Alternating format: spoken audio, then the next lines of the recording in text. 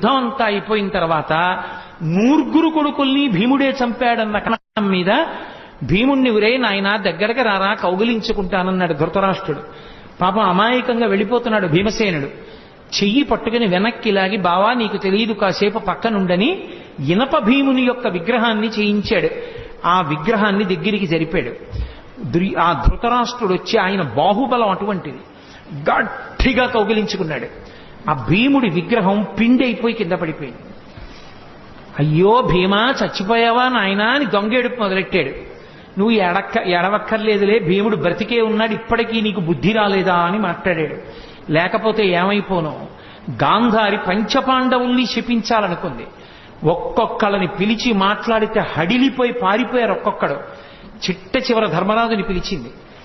అమ్మ తప్పు చేసిన పిల్లాడిని పిలిస్తే, అమ్మా కొట్టినా నీ ఇష్టం, చంపినా నీ ఇష్టం, అమ్మా తప్పు చేశానని